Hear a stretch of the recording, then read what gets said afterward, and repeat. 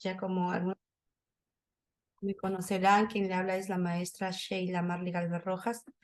Y nuevamente encantada de poder compartir con ustedes, como siempre digo, espacios pedagógicos que nos permitan incrementar nuestros conocimientos y por ende las habilidades como docentes, y sobre todo nos van a permitir lo que es lograr el fin de las capacitaciones que nosotros queremos. ¿Y cuál es el fin? Siempre mejorar la práctica pedagógica que desarrollamos en nuestras aulas, ¿no?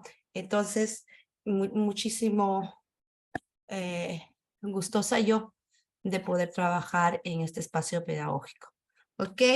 Vamos a iniciar. Voy a compartir pantalla.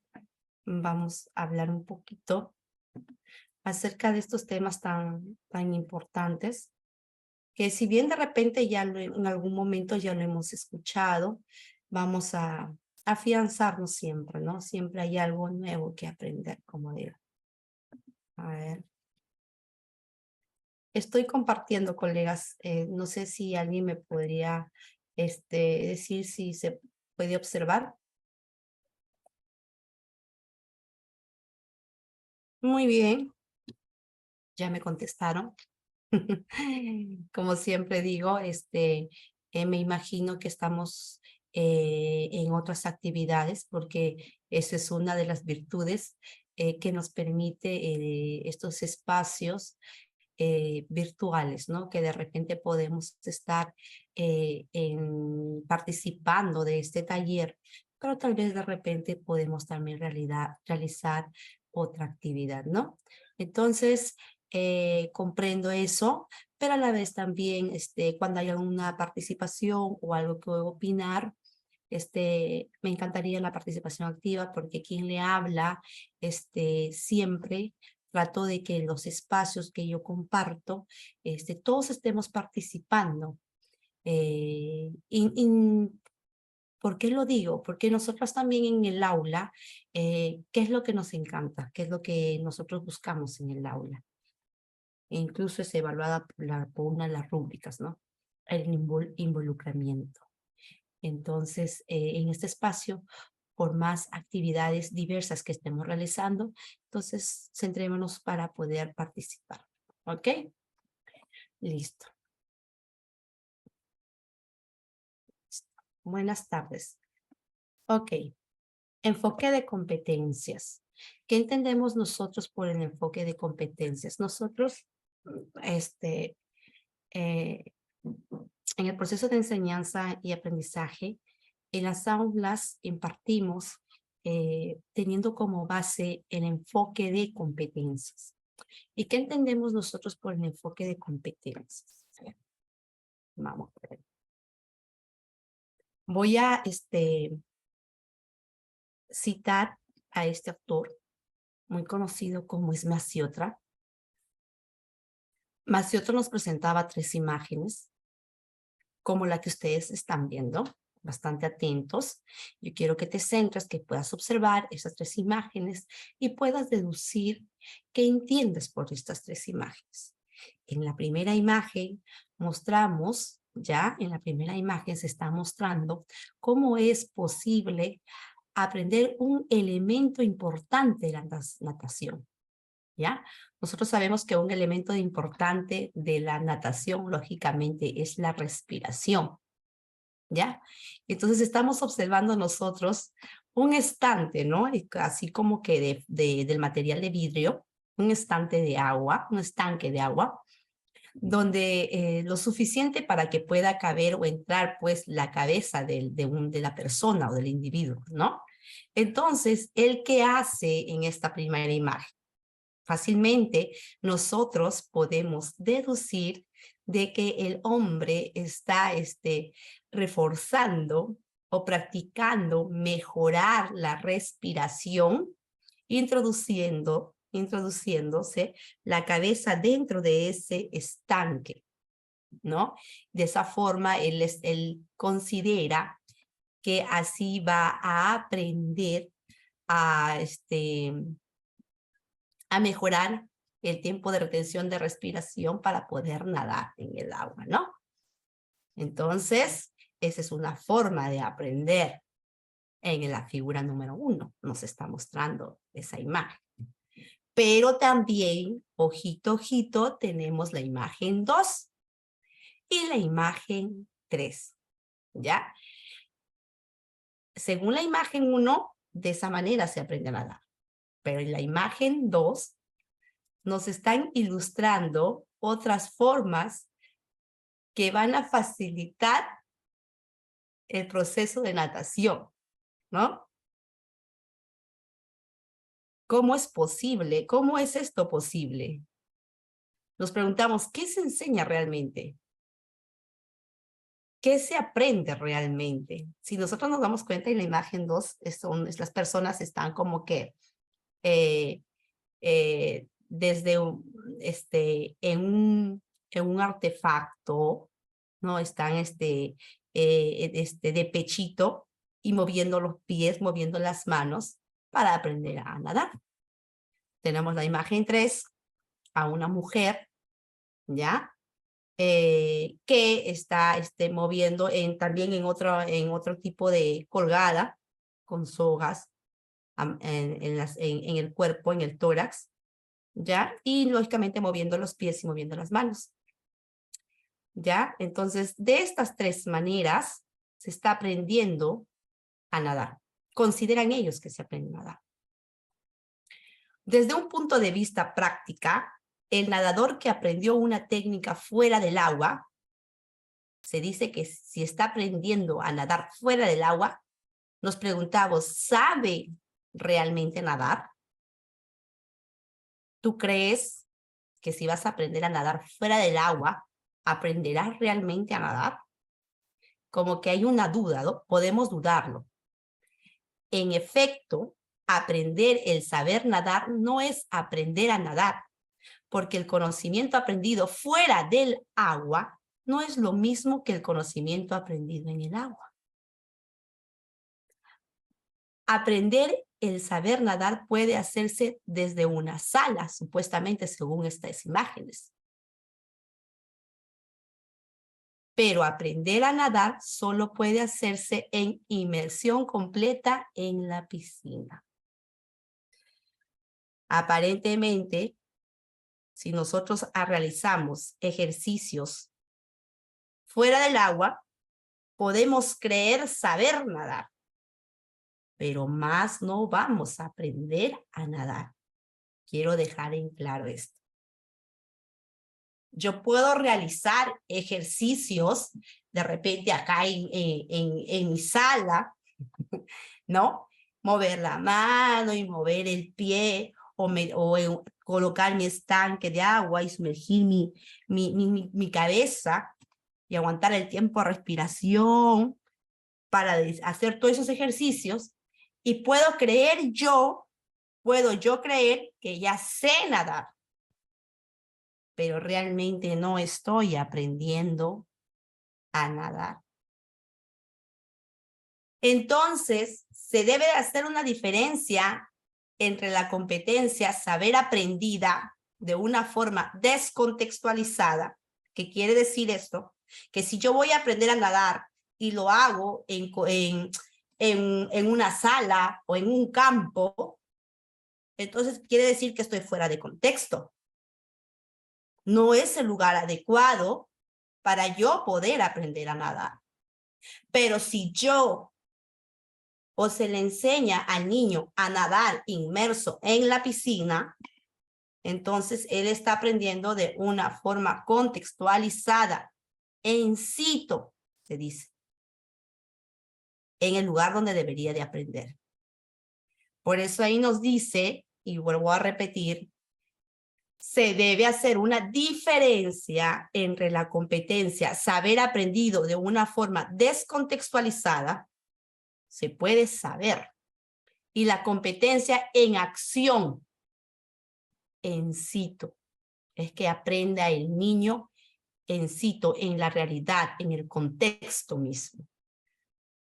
una persona podría haber aprendido toda la multitud de competencias enseñadas en las formaciones fuera del agua y por lo tanto no ser competente en el ejercicio de una profesión. Pueda que la persona haya aprendido diversos ejercicios de natación de manera descontextualizada, pero eso no garantiza que sea un competente nadador. ¿Ok? Entonces, ¿a qué nos referimos con todos estos ejemplos? ¿Qué es lo que nos dice Maciotra haciendo alarde de estas tres imágenes? Pasamos, ¿eh?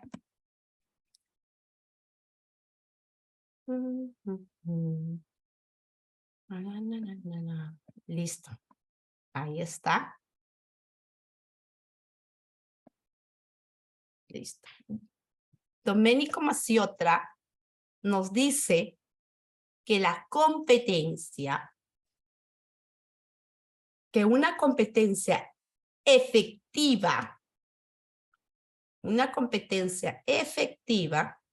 es aquella que se opera en y por la acción de la persona en situación. Es que si el niño aprende, y se relaciona mucho con que cuando decimos que si el niño aprende en el contexto, en situ, en la misma situación, pues eso será una competencia efectiva. La competencia se absorbe en las actividades cotidianas del estudiante. La competencia se absorbe ¿en qué? En las acciones que hace una persona para realizar una actividad. Cómo esta persona se desenvuelve en una determinada situación. La competencia se desarrolla y funciona en situ. Por eso es muy importante que nosotros, los aprendizajes que impartimos, sean de manera contextualizada, en situ, de acuerdo al contexto real del estudiante.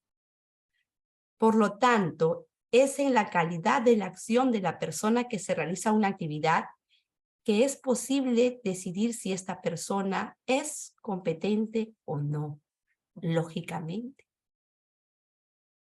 Si nosotros, muchas veces, los docentes,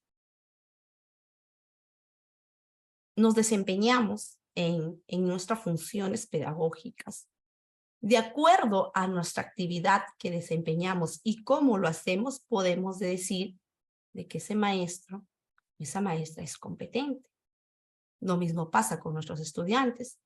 Cuando van a la vida, a su vida diaria, afrontan diversas situaciones. Y no todos afrontan de la misma manera, lógicamente. Pero es de acuerdo a cómo ellos lo afrontan que podemos decir si es competente o no en la actividad que realiza. Se deduce que la competencia se define en términos de actuar competente. No todas las personas somos competentes. Podemos realizar de repente algunas personas la misma actividad, pero eso no quiere decir que seamos competentes.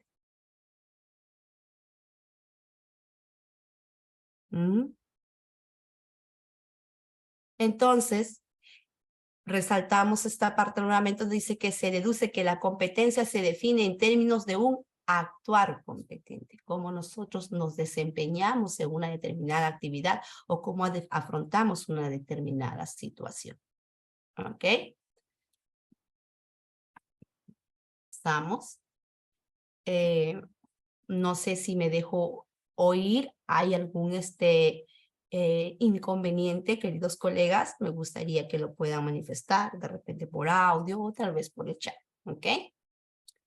Pasamos entonces, hemos citado a Domenico Maciotra, podemos resaltar y dejar bien claro que según este pedagogo, como él dice, que el estudiante, que nosotros debemos desarrollar nuestro proceso de enseñanza-aprendizaje de manera contextualizada, en tiempo real, en situ, en la misma situación.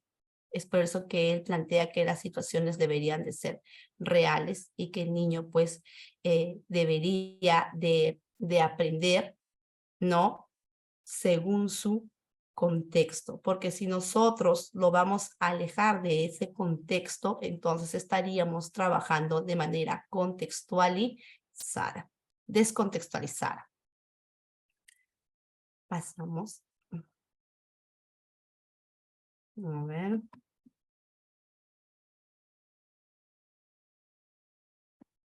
Listo.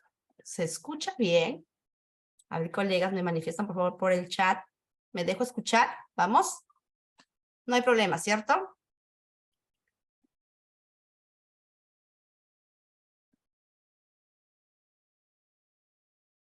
Criterios para la enseñanza de competencia. Gracias, Noé Puyes. Me dice que sí se escucha. Ok, gracias. Gracias, maestro. Criterios relacionados con la significatividad. Vamos a citar a Anthony Zavala y Lai Arnaud, donde ellos nos hablan de criterios, ¿ya? Criterios para la enseñanza de competencias. Tenemos los criterios relacionados con la significatividad. Significatividad que deben de tener los aprendizajes de las competencias.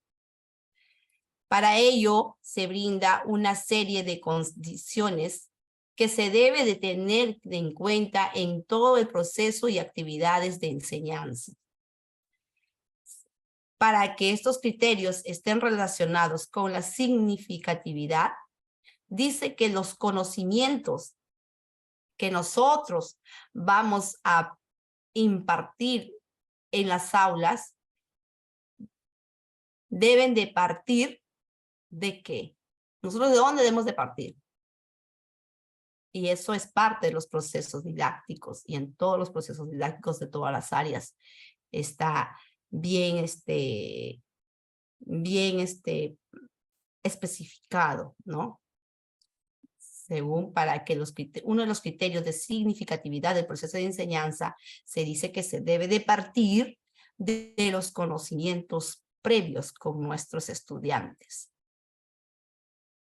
presentándole los contenidos de forma significativa y funcional.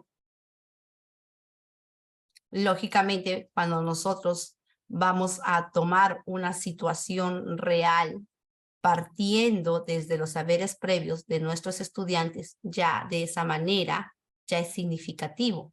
¿Por qué? Porque no es algo que desconoce el estudiante, sino es un conocimiento con que el estudiante ya está familiarizado y es parte de su contexto. Es por eso que desde ya es significativo para él, ¿no?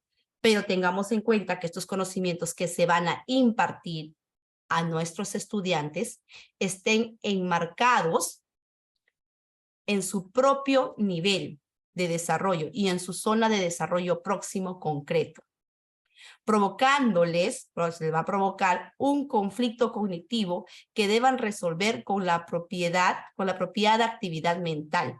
Lógicamente, siempre, si bien partimos nosotros desde los saberes previos, ¿ya?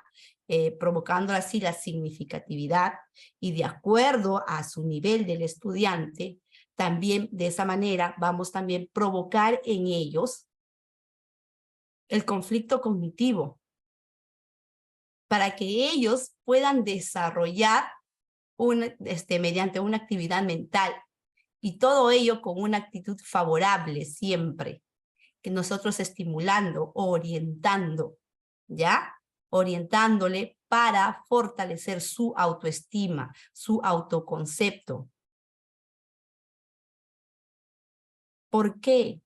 porque se está provocando un proceso de aprender de manera autónoma. Ellos van a aprender de manera autónoma. Entonces nosotros debemos de tener en claro este criterio, uno de los criterios de cómo desarrollar la enseñanza de competencias. Para nosotros decir que estamos enseñando de manera competente, nosotros debemos de tener en claro este criterio, la significatividad. ¿Ya? Pasamos al otro criterio. Criterio relacionados con la complejidad. ¿Ya? ¿A qué se referirá este criterio?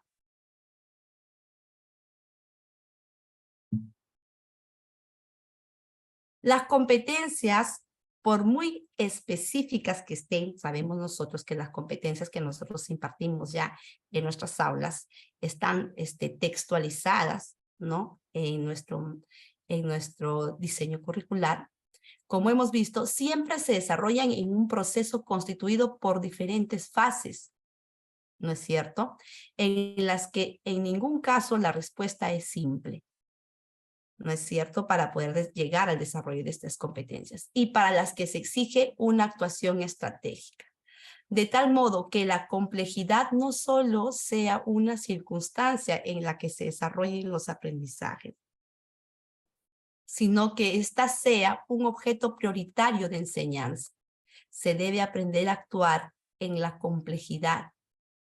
O sea, saber dar la respuesta a los problemas y situaciones que nunca en la vida real se nos van a presentar de forma simple.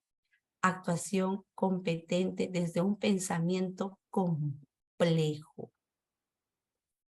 Pensamiento complejo para la identificación de la información relevante para resolución de las cuestiones planteadas. Y todas estas actividades nos exigen nos exigen o forman parte de las competencias.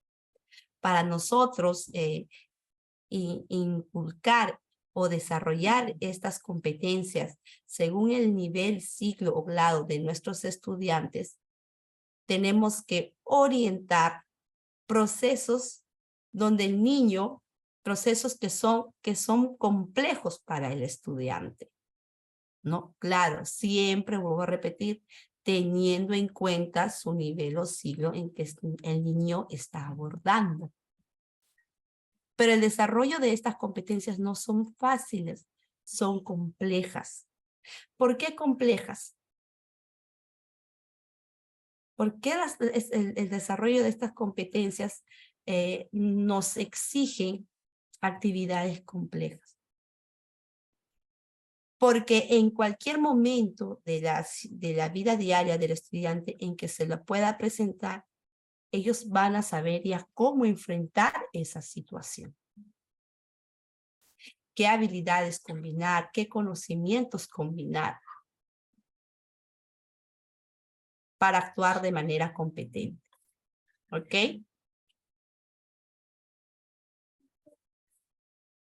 También nosotros hablamos de criterios relacionados. Un minutito.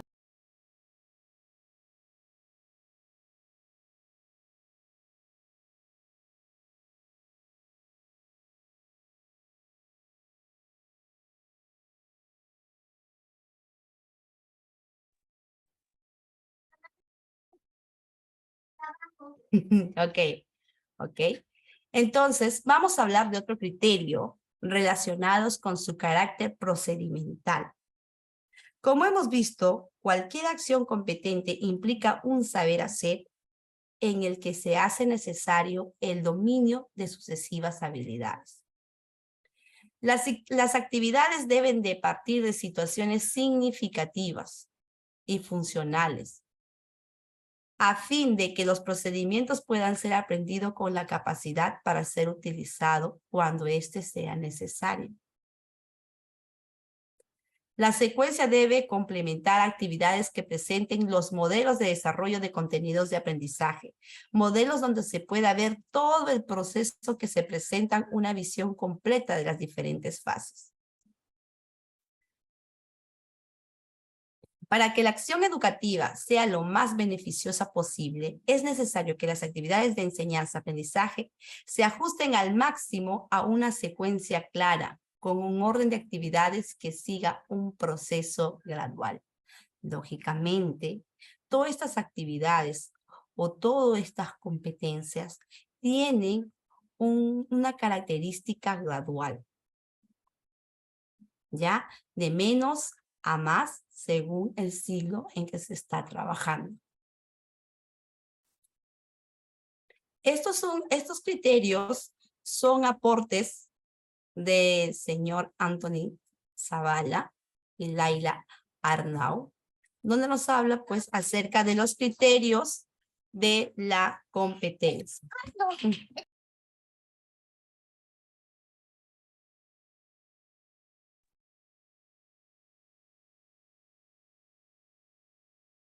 ¿Ven?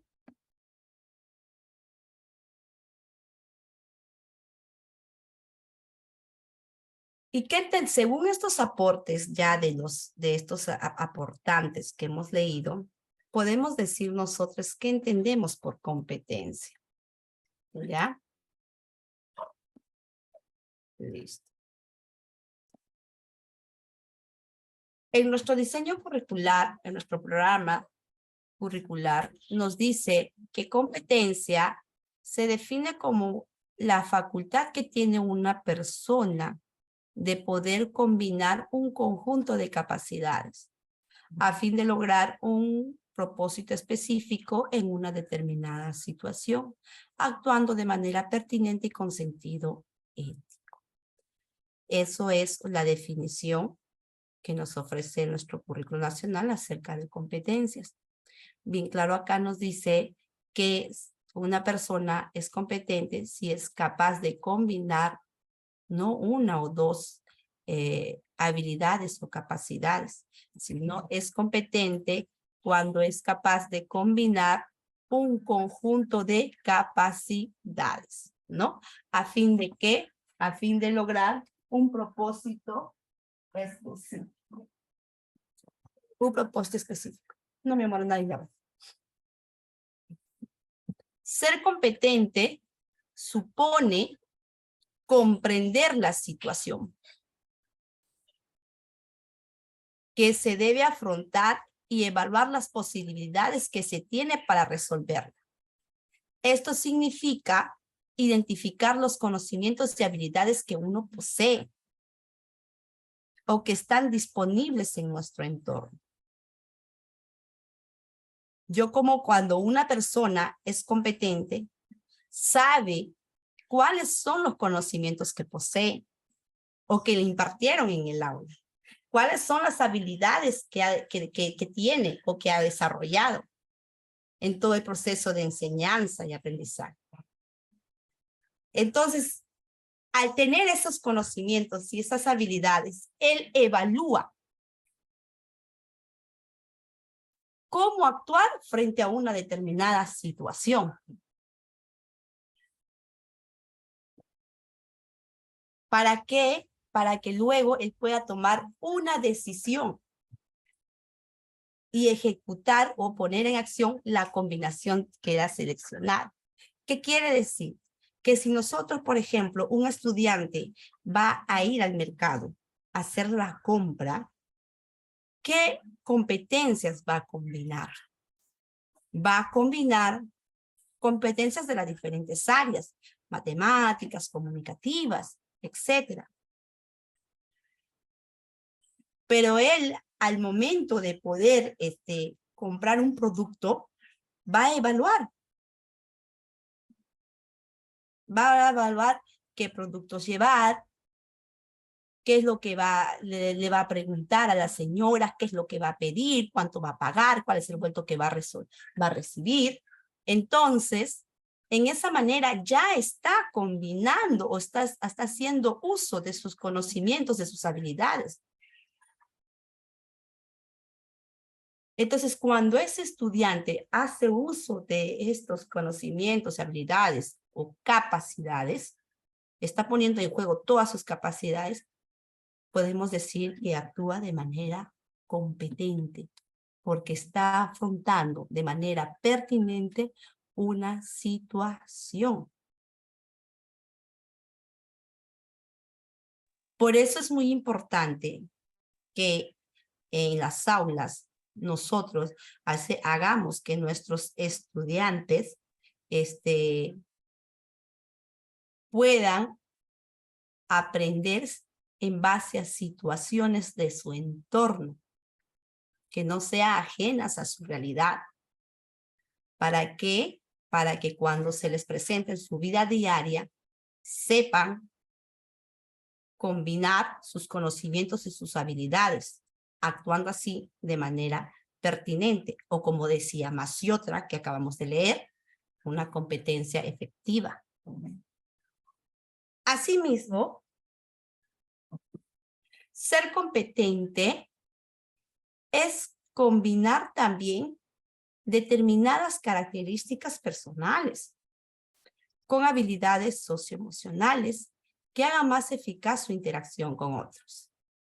Esto le va a exigir al individuo mantenerse alerta respecto a las disposiciones subjetivas, valoraciones y estados emocionales personales y de los otros, pues estas dimensiones influirán tanto en la evaluación y selección alternativas, como también en el desempeño mismo a la hora de actuar. Lógicamente, ser competente también es tener o saber desarrollar nuestras habilidades socioemocionales. Que esas habilidades socioemocionales nos permiten a nosotros tener una interacción eficaz con nuestros pares. Y eso es muy importante, porque nosotros no somos eminentemente personas o individuos sociales. ¿Ya? Es por eso que es muy importante el desarrollo de estas habilidades socioemocionales. ¿Ok? ¿Me escuchan, por favor? ¿Me comunican por chat un minutito? Un minutito, ¿me escuchan, por favor? A ver, si me manifiestan por el chat, les doy unos segunditos para que me pueda manifestar cómo vamos, está entendiendo, está quedando claro. Me manifiestan por el chat, por favor. Un minutito.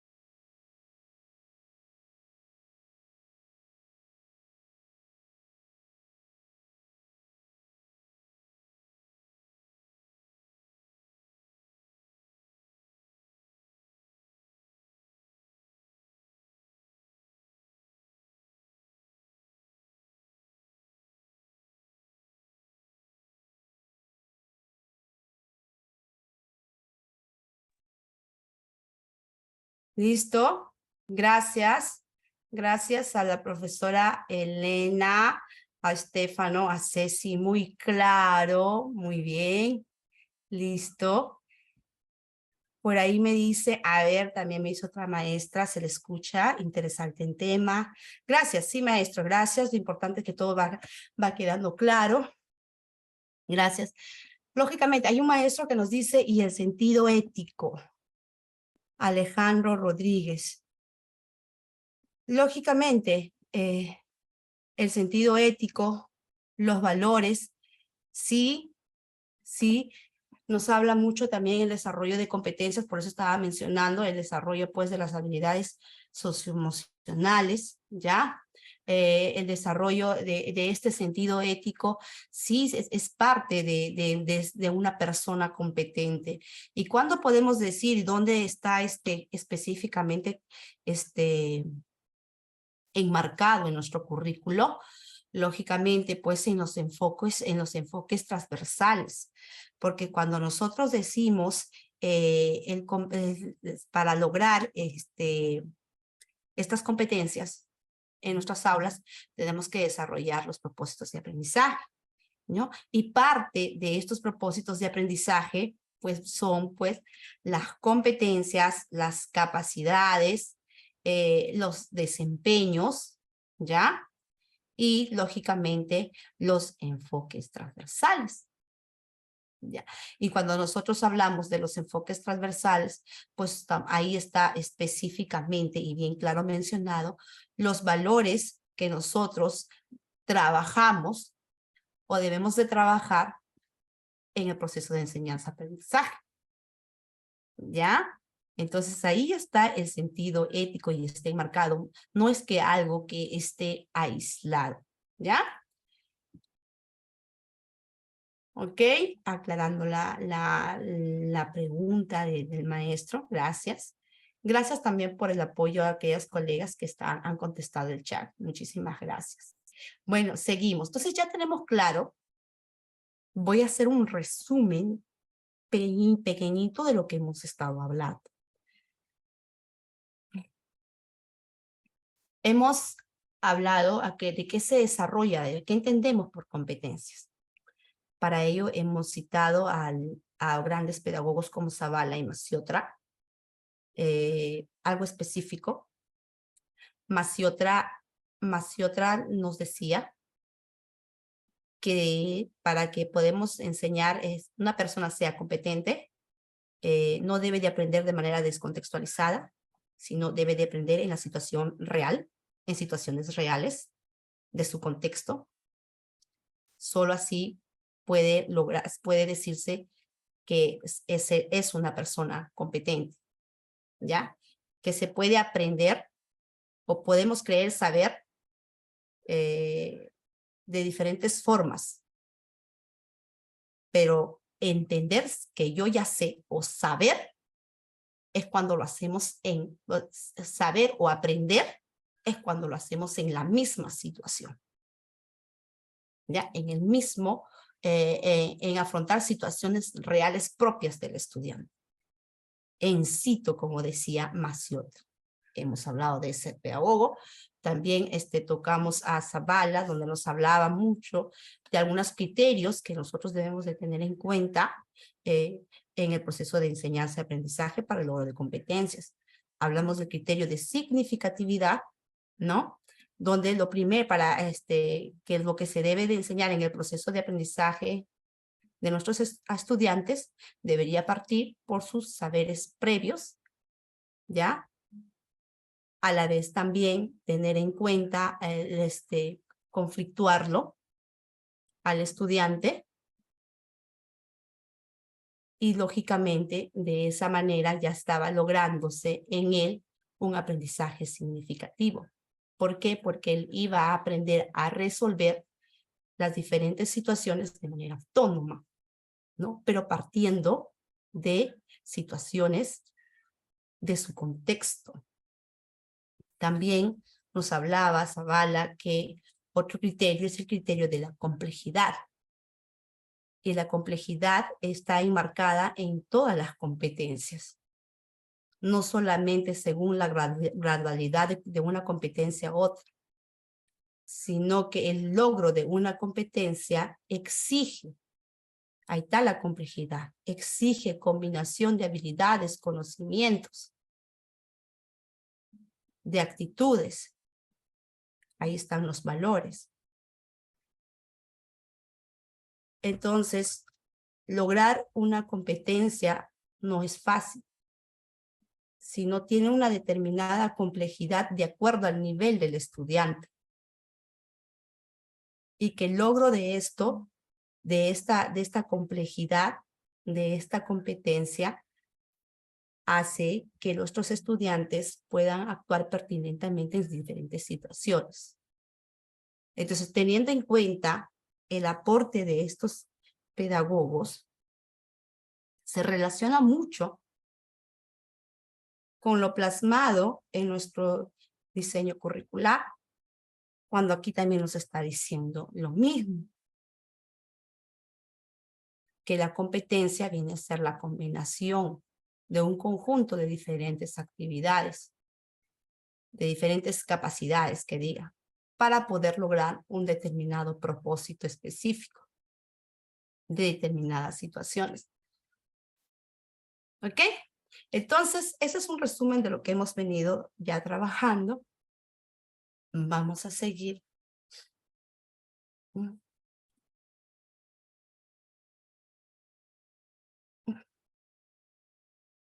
¿Qué orientaciones pedagógicas como maestro yo tengo que conocer para poder decir que estoy trabajando o estoy desarrollando competencias en mis estudiantes?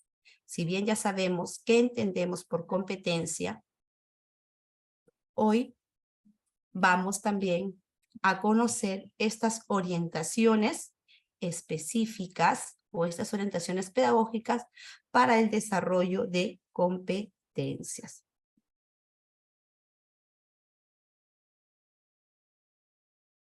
Ok. Partir de situaciones significativas. Esta es una de las orientaciones. Partir de situaciones significativas. Implica diseñar o seleccionar, ya nosotros en nuestra planificación, diversas situaciones. Pero estas situaciones que nosotros vamos a seleccionar tienen que responder al interés de los estudiantes. ¿Para qué? Para que de esa manera puedan ofrecer diversas posibilidades de aprender a nuestros niños. Solo así, cuando esto ocurre, los estudiantes, cuando estas situaciones son situaciones significativas propias de su contexto, entonces los estudiantes pueden establecer una relación entre sus saberes previos, porque esta situación no es ajena a su realidad. Esta situación que se está trabajando que estamos trabajando en nuestras aulas, si son situaciones de su contexto propias del estudiante, entonces ellos van a establecer una relación entre lo que de repente van a aprender y lo que ya saben. Y por lo tanto, va a haber un interés de querer aprender. Por eso se dice que cuando una situación significa al estudiante, puede constituir un desafío para él.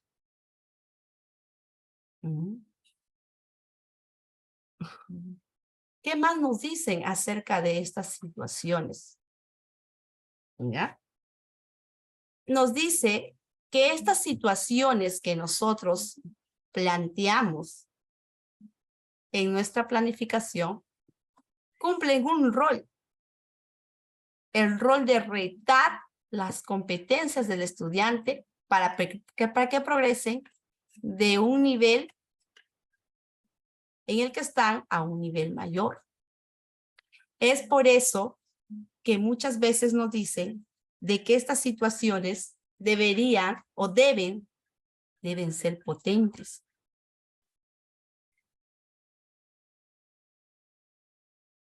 ¿Por qué potentes? Porque al ser nosotros a plantear una situación potente en nuestras planificaciones, estas situaciones son potentes. ¿Por qué? Porque van a movilizar no una competencia, no dos competencias, sino diversas competencias. Y cuando estas situaciones que nosotros planteamos en nuestras planificaciones movilizan todas esas competencias, diversas competencias, no estoy diciendo todas, sino diversas competencias, entonces podemos decir que es una situación potente que tiene la capacidad de poder retar a nuestro estudiante. ¿Y cómo decimos retar? ¿Por qué decimos retar?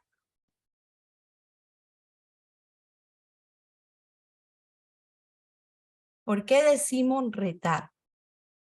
Porque el estudiante, para poder afrontar las situaciones que se le plantea, van a tener que realizar diversas actividades, diversas experiencias. Esas experiencias donde van a participar, van a interactuar entre ellos, alumno, alumno maestra, alumno material, diversas actividades, ¿no? Pero si se le plantea una situación desconocida, no logrará el interés del estudiante. Si en esa situación no es potente, si esa situación no promueve el desarrollo, la combinación de competencias, entonces no retará, no será como un reto al estudiante a que movilice sus competencias. Y por ende no son situaciones significativas. Para que este desarrollo ocurra, los estudiantes necesitan afrontar reiteradamente situaciones retadoras, lógicamente, y lo que les mencioné, y que estas situaciones les exija movilizar y combinar estratégicamente las capacidades o los recursos de las competencias que consideren más necesarias para poder resolverlas.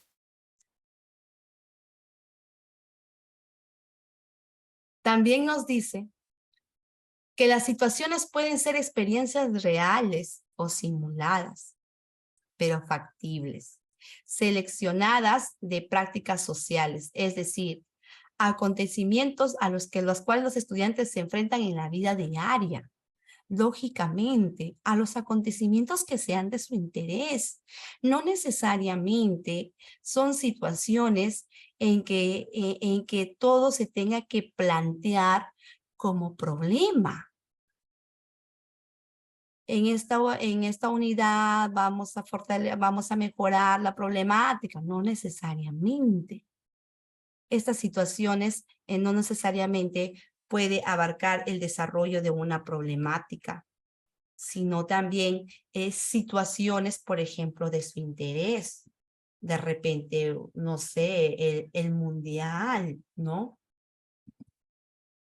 O de repente un acontecimiento de su contexto puede ser planteado como una situación significativa, ¿no? Entonces eso también hay que tener claro, no simplemente las situaciones van a ser planteadas en base a problemas, sino también pueden ser planteados incluso por los propios estudiantes, de sus propios intereses.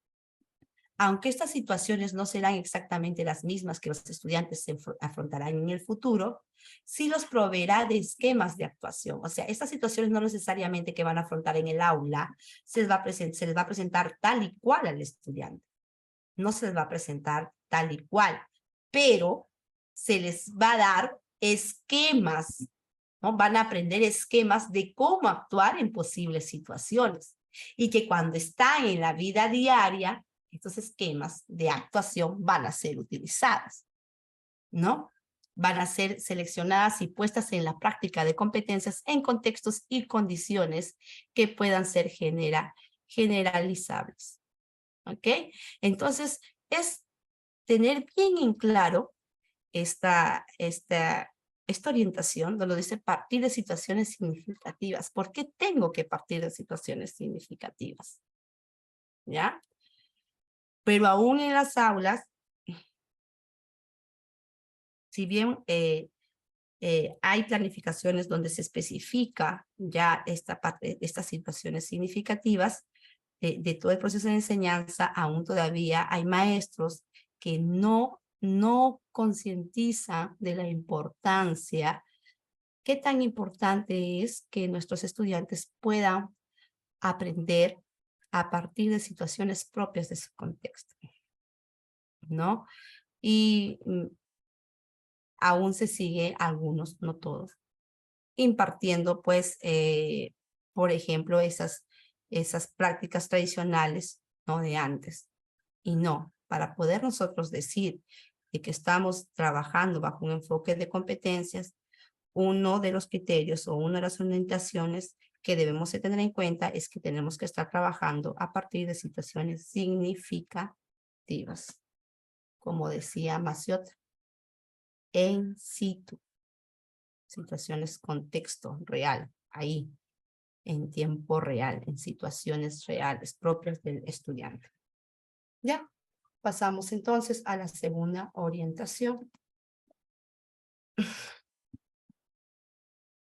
Tenemos la segunda orientación donde nos dice generar interés y disposición como condición para el aprendizaje. ¿Ya? Esta es otra de las orientaciones para el desarrollo de competencias. Generar interés y disposición como condición para el aprendizaje. Lógicamente. Nos dice, es más fácil que los estudiantes se involucren en las situaciones significativas al tener en claro qué se pretende de ellas y al sentir que con ello se cubre una necesidad o un propósito de interés, ¿no? Entonces, acá claramente nos especifica si esa situación significativa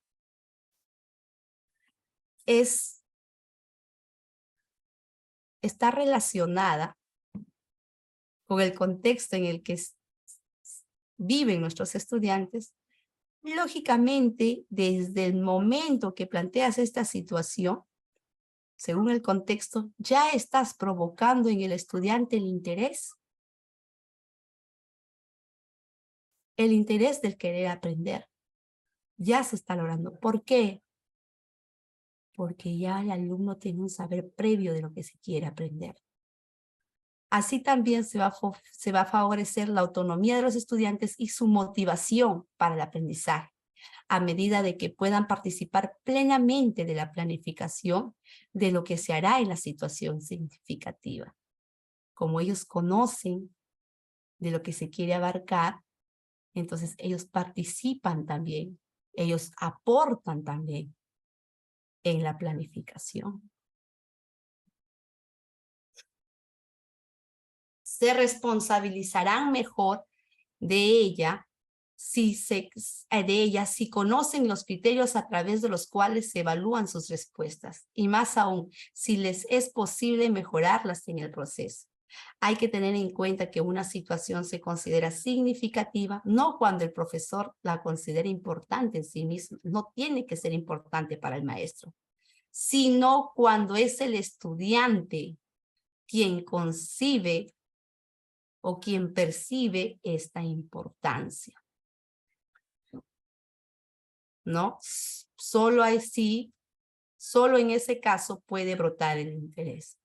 Claro, no es que nosotros planteamos una situación significativa porque es propia del interés de nosotros, sino de nuestros estudiantes. Es por eso que cuando es propio, esta situación responde o se familiariza con el contexto del estudiante, lógicamente, desde ahí el estudiante decide decir, ah, sí, profesor, yo conozco, yo sé, podemos hacer esto, ¿no? Participa en la planificación. Se siente motivado y lógicamente está interesado por querer aprender. ¿Ya? Otra orientación que nosotros debemos de tener en claro, queridos maestros, es el aprender haciendo. Yo quiero invitarles a ustedes a que ya desde ahorita estemos en la actividad que estamos haciendo. Nos preguntemos y a la vez también reflexionemos. Estoy partiendo de situaciones reales o estas situaciones que estamos planteando son significativas para nuestros estudiantes. Estoy trabajando en base al enfoque de competencias. Estoy promoviendo la motivación y el interés de los estudiantes. Vámonos preguntándonos. Otra orientación es el aprender haciendo, donde nos dice, el desarrollo de las competencias se coloca en la perspectiva de la denominada enseñanza situada. Yo quisiera que por chat me escriban qué autor pedagogo que he estado mencionando nos hablaba de esta enseñanza situada, en situ. A ver, para los que han estado atentos por más actividades que han estado realizando. Quisiera que lo escriban por chat. A ver, vamos. Un reto para ustedes. Entonces, el desarrollo de la competencia se coloca en la perspectiva de la denominada enseñanza situada, para lo cual aprender y hacer son procesos indesligables. Es claro. Aprender a hacer son procesos que no están separados, sino son procesos indesligables. Yo aprendo haciendo. Y de aprender haciendo, ¿qué pedagogo daba este aporte? A ver, ahorita uno que ha contestado, voy a revisar. Es decir, la actividad y el contexto son claves para el aprendizaje. Claro, que el niño desarrolle la actividad, pero en contexto, en la situación real. ¿Ya? Una enseñanza situada.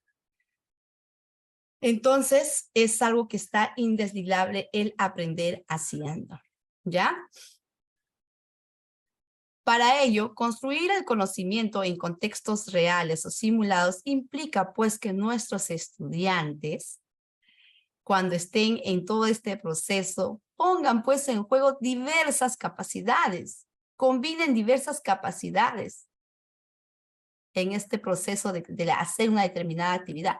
Por ejemplo, cuando están desarrollando, ¿no? De repente un problema matemático, que el estudiante ponga en juego todas sus capacidades reflexivas, cómo lo estoy haciendo, iré bien o no, mejor lo desarrollo de esta manera, con este material, y críticas, ¿no? Aprendan a partir de su propia experiencia, de la experiencia que van a tener ellos, de repente con el material, la experiencia trabajando en grupo. Están aprendiendo haciendo, interactuando, identificando el problema. Aquí está el problema, esto nos pide. Este problema matemático, ¿qué nos pide? Nos pide esto que resolvemos. Aquí está la pregunta retadora. Investigando sobre él para poder yo dar solución a esta pregunta. ¿Cómo podría hacerlo? Invita a leer, a estudiar, a investigar. Formulando hipótesis. ¿Cómo lo puedo hacer? Comprobándolo en la acción, lógicamente, entre otras. Entonces, cuando el niño está en todo este quehacer de interactuar, de manipular, de investigar, de dar la respuesta, de identificar cuál es el problema, de reflexionar si por este camino puedo resolverlo o de esta manera, y luego al final formular sus hipótesis y al final comprobar de cuál fue la mejor manera de solucionar un determinado problema. ¿Podemos decir que el niño está aprendiendo haciendo? Sí, el niño está aprendiendo haciendo. Porque él es el autor principal de esta actividad. Porque son ellos los actores principales. ¿Y cuándo se convierten en los actores principales de la actividad que están realizando? Cuando ellos están haciendo su propio aprendizaje. Están aprendiendo haciendo. Y ahí pues pone en juego un conjunto de capacidades reflexivas, críticas. Y las habilidades están incrementando a 1000. Entonces, de este aprender haciendo se convierte en una experiencia inolvidable para el estudiante. Experiencias que para ellos no van a olvidar, porque se están convirtiendo en los autores de su aprendizaje. Entonces me pregunto como maestro, ¿estaré provocando yo actividades que permitan que mi estudiante pueda aprender haciendo? ¿O es que yo estoy llenándole la pizarra de muchos textos para que al final me den media hora de descanso y ellos puedan estar copy, copy, copy, copy?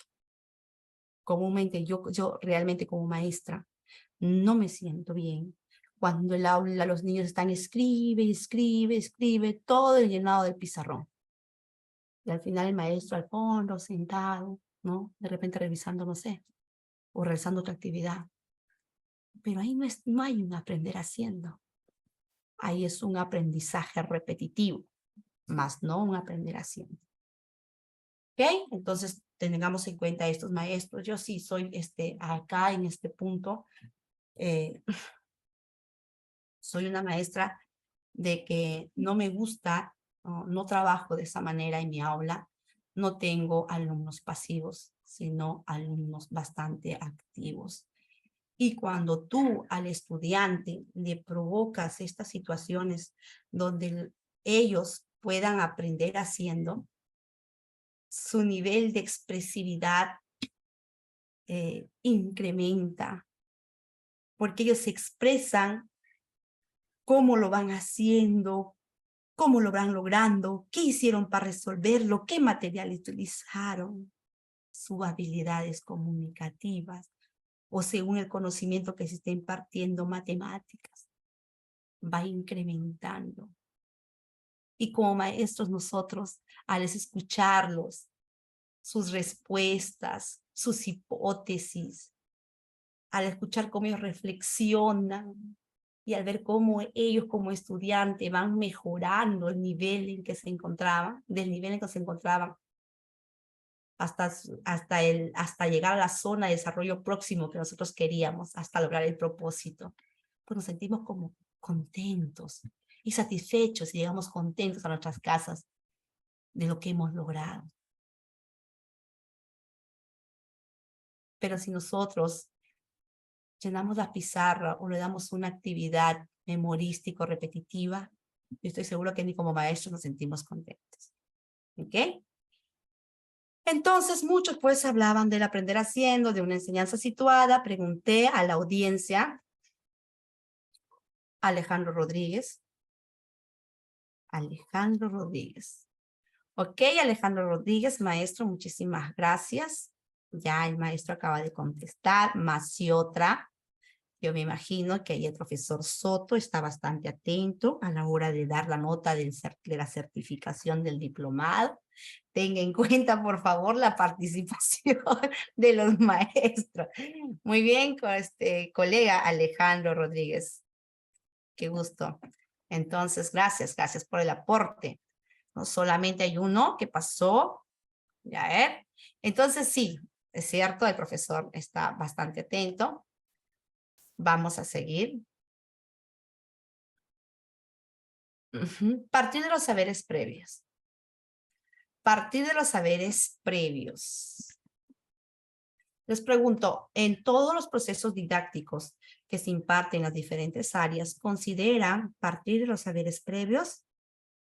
Contésteme por chat, por favor. Podemos decir, vuelvo a preguntar, en todos los procesos didácticos que nosotros desarrollamos en las diferentes áreas, parten de los saberes previos.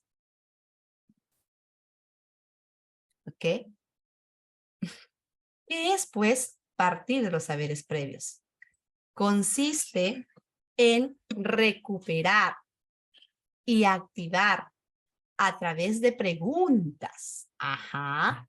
Yo voy a recuperar, yo voy a pedir que me den qué conocimientos tiene mi estudiante, qué sabes,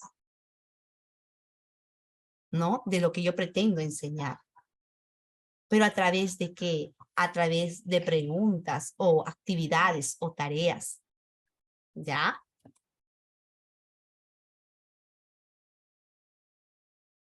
A través de preguntas que yo le pueda plantear. Y yo como maestra, ya desde los saberes previos, ya me estoy dando cuenta. Ya me estoy dando cuenta los conocimientos de cada uno de mis estudiantes. ¿Cuáles son esos conocimientos o esas concepciones que ellos tienen de lo que yo pretendo enseñar? O esas representaciones, vivencias, creencias, emociones y habilidades adquiridos previamente por el estudiante. ¿Y cómo yo sé del conocimiento que tiene mi estudiante? ¿Cómo yo sé? Pues a través de tareas, actividades o preguntas que yo le realice. ¿Cómo yo sé de esas creencias que él tiene? De esas habilidades que él tiene. Lógicamente, los voy a saber al momento o en el proceso donde yo pretendo recuperar sus saberes previos. Ahí lo voy a saber. ¿Qué es lo que él ya sabe respecto a lo que yo me propongo que ellos puedan aprender? ¿No? ¿Qué es lo que ellos saben para poder enfrentar la situación significativa o lo que se pretende enseñar? Estos saberes previos no solo permiten poner al estudiante en contacto con el nuevo conocimiento, lógicamente.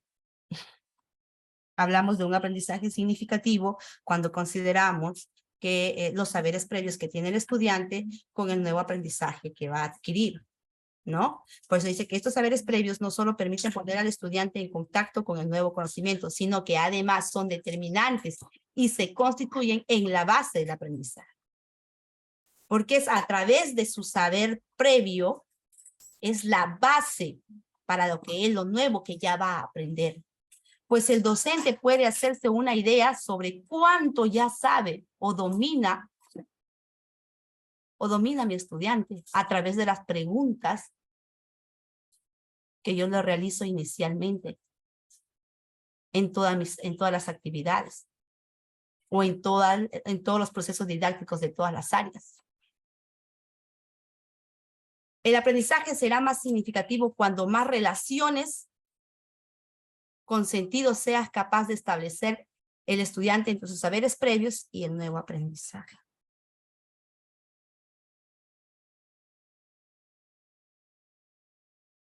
Es cierto que lo acaban de contestar muchos maestros. He estado leyendo, ahí las tengo, las preguntas retodoras para confrontarlo con el nuevo saber exacto. Sí, me dice Liliana, me dice Noé, me dice Alejandro, me dice Alejandro Rodríguez, nos dice preguntas retadoras para confrontarlos con el nuevo saber exacto. Exacto. Desde el momento, siempre está el estar, desde el momento, como acaba de decir el maestro, desde el momento que nosotros ya le planteamos las preguntas a nuestros estudiantes, estas preguntas que ya son retadoras, para nosotros recoger sus saberes previos. Ya desde ese momento, los niños van razonando. Ya desde ese momento, los niños van razonando, poniendo en juego sus habilidades de orden superior, su creatividad, su razonamiento. Y como ustedes acaban de decir, los saberes previos están en todas las áreas. Están inmersos en todos los procesos didácticos de las diferentes áreas. ¿Por qué? Porque nosotros tenemos un enfoque trabajamos en base al enfoque de competencias. ¿Y qué nos decía, según los autores pedagogos que nosotros hemos trabajado? ¿Qué nos decía Zavala, por ejemplo? Zavala, ¿no? Ay, ya soplé, ya les dije ya. Zavala fue uno de los, lo que decía que uno de los criterios para la significatividad de las competencias, uno de los criterios era que se parta de los saberes previos del estudiante. Ahí resaltamos al aporte de este pedagogo que anteriormente hemos estado analizando, Zavala. Uno de los criterios que yo debo tener en cuenta para decir que estoy enseñando bajo un enfoque de competencias es tener en cuenta que yo en todo proceso estoy partiendo de los saberes previos de mis estudiantes. Lógicamente, estos saberes previos durante todo el proceso tienen un contacto con el nuevo conocimiento. Pero que estos saberes previos en los diferentes procesos didácticos, a la hora de poder realizar los maestros, pongamos el debido énfasis. No lo hagamos de manera superficial. Por ejemplo, vamos a poner un ejemplo en el área de comunicación. En el área de comunicación, nuestros procesos didácticos de una de las competencias, por ejemplo, es antes de la lectura, durante y después de la lectura. Claro, es un proceso según la competencia. Si no me equivoco, lee diversos tipos de textos en su lengua materna. En el antes de la lectura se pone en juego los saberes previos del estudiante. Y siempre el maestro formulamos pues estas preguntas de saberes previos para recoger qué es lo que ya sabe el estudiante, cuáles son sus creencias, cuál es el conocimiento que ya tiene. ¿Qué tipo de texto has leído? ¿De qué crees que tratará el texto? Sí. Pero demos más énfasis. No recojamos el saber previo solamente de 1, 2, de 3 estudiantes. Recuerda que en aula no pasamos de 20, 25 estudiantes. Bueno, según también el tipo de institución educativa en que esté trabajando. Pero hagamos de que estos saberes previos fluyan. Para eso implica darle el tiempo necesario para que el estudiante pueda recordar, pueda comunicar su saber previo que él tiene. Demos ese tiempo, preguntar, ¿qué es lo que ya sabes? ¿De qué crees que tratará? Observa bien la imagen, céntrate en la imagen. Aseguremos de que todos, de repente, si queremos que nos den un saber previo o sus primeras hipótesis frente a unas imágenes, a un indicio que puede ser una imagen o un título, hay que pedir a nuestros estudiantes que se centren bien en la imagen que observan o en el título que leen, para que ellos puedan dar a conocer sus saberes previos. No lo hagamos de manera superficial. Veamos, hay que darles el tiempo suficiente, el espacio suficiente, el énfasis real que tiene este proceso didáctico en todas las áreas donde la intención es recoger los saberes previos. ¿Ok? Entonces, demos la debida importancia a este proceso de partir de los saberes previos. ¿Ok?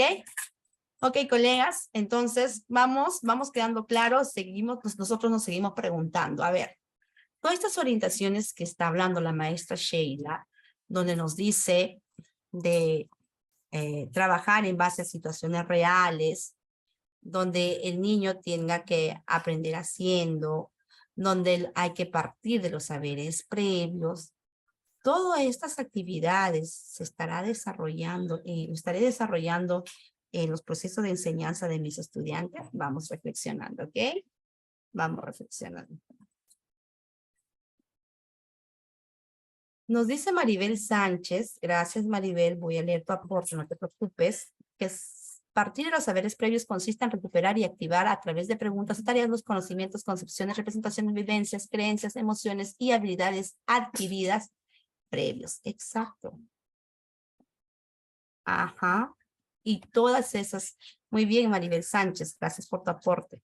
Y como tú dices, todos esos conocimientos, concepciones, creencias o representaciones que tiene el estudiante, nosotros, ¿cómo lo conocemos? ¿Cómo lo conocemos? ¿Cómo lo conocemos nosotros? Lógicamente, promoviendo actividades que nos permitan recuperar o activar esos saberes previos que nuestros estudiantes ya poseen. ¿Y mediante qué? Mediante la formulación de preguntas. Retadoras también, como decía el maestro Alejandro. Muy bien. Seguimos.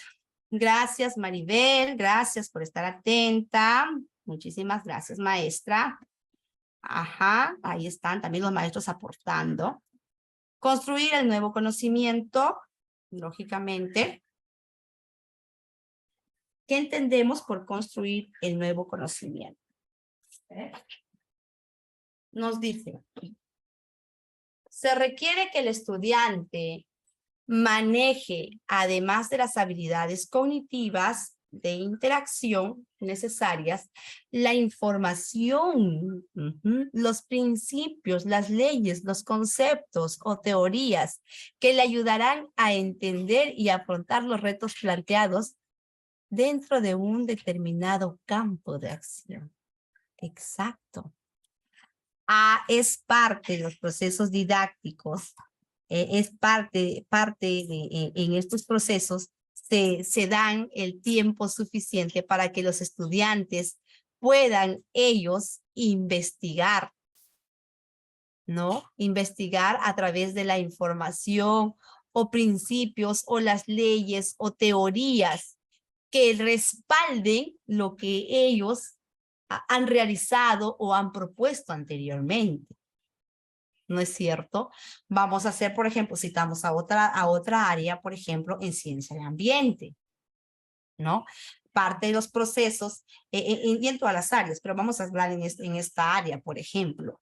En el área de ciencia y ambiente, el estudiante plantea hipótesis, planifica toda una determinada acción para hacer para el desarrollo de la hipótesis que se ha planteado y luego obtiene unos resultados, un análisis de resultados, obtiene unos resultados y lógicamente estos resultados son respaldados con teorías, ¿no? O con información.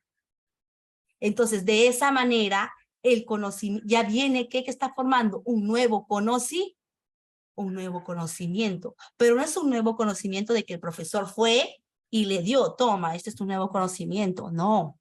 Para llegar a un nuevo conocimiento, según los procesos didácticos que nosotros trabajamos en las diferentes áreas, hay todo un proceso, ¿no? Yo quiero aprender algo nuevo, pero estoy motivado desde el momento que ya a partir de una situación real, desde el momento que ya planteé mis saberes previos, desde el momento que aprendí haciendo, que ya hice el experimento, y ahí todo lo que he realizado, a la respuesta que he llegado, lo voy a respaldar con una nueva información, con teorías, y de esa manera ya estoy construyendo el nuevo conocimiento. Vuelvo a repetir, no es un nuevo conocimiento de que el maestro va, le da y le dice aprende esto, no. El nuevo conocimiento viene desde un proceso donde el estudiante está realizando diversas actividades, está motivado al querer aprender. ¿No es cierto?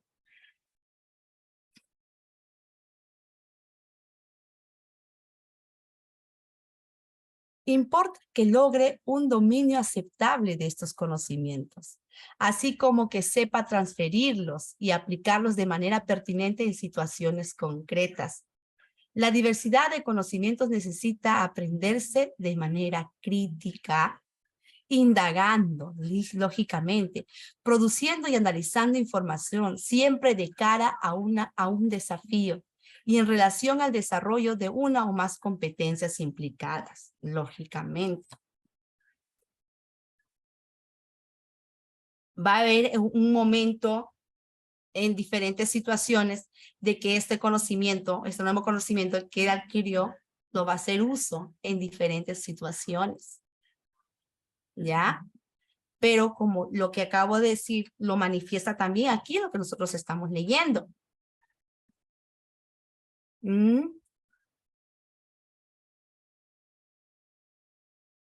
Pero este nuevo conocimiento que el niño aprende, lo hace como colegas. Aquí lo está manifestando de forma crítica. Lo va a hacer este nuevo conocimiento indagando, produciendo y analizando información. Y este conocimiento, el nuevo conocimiento que él aprenda, va a responder a un desafío que ya se le ha planteado. ¿No es cierto? Y esos desafíos siempre están inmersos en nuestros procesos didácticos en las diferentes áreas. Entonces, Jacqueline Castro tiene un aporte y voy a aprovechar para poder leerlo. Ok, Jacqueline Castro, sí maestra, porque de los saberes previos es de donde se debe de partir para alcanzar los aprendizajes significativos. Claro, claro. Ok, de aquí, ok, muchísimas gracias por tu aporte. Vamos también los aportes de acuerdo a lo que ya estamos, a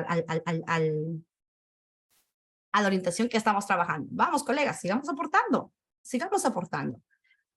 ¿Ya ves? Acá entre nosotros estamos aprendiendo. Yo les estoy retando, por ejemplo, estamos hablando de construir nuevo conocimiento y pueden estar dando también sus aportes. Imagínense, ustedes también de repente ya están leyendo o están recordando y están dando sus aportes. Estamos aprendiendo haciendo.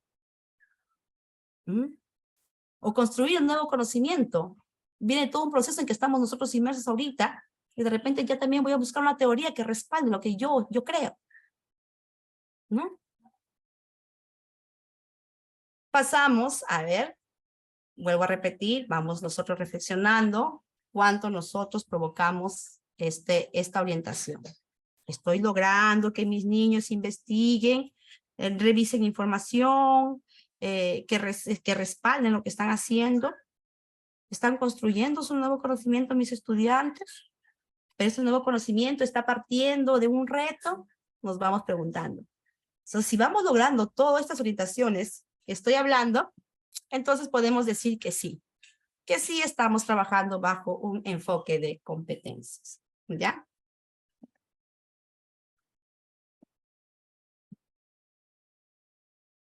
Aprender del error o el error constructivo. Vamos a seguir revisando la hora. Dios mío. Ya me falta. Ya está. Listo. Aprender del error o el error constructivo. El error suele ser considerado solo como un síntoma de que el proceso de aprendizaje no va bien, ¿no? De repente podemos decir, hay un error, ¿por qué el niño se está equivocando? ¿Por qué está cometiendo errores? Entonces podemos decir que es un síntoma de que no estamos logrando, de que algo no está yendo bien. O podemos decir de que ese niño tiene deficiencias, ¿ya? Desde la didáctica, en cambio, colegas, el error no es algo que nos sirva o hay que utilizarlo para marcar al estudiante o tener una idea del estudiante de que no sabe, sino ya de manera didáctica, el error puede ser empleado más bien de una forma constructiva. El error como una oportunidad.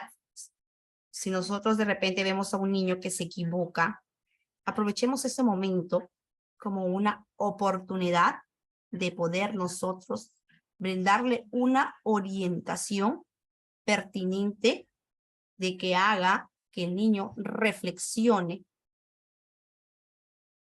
o revise diferentes productos o tareas, modelos de cómo realizar para que pueda lograr el propósito que se pretendía en ese día, o que se pretende al que se pretende llegar en ese día.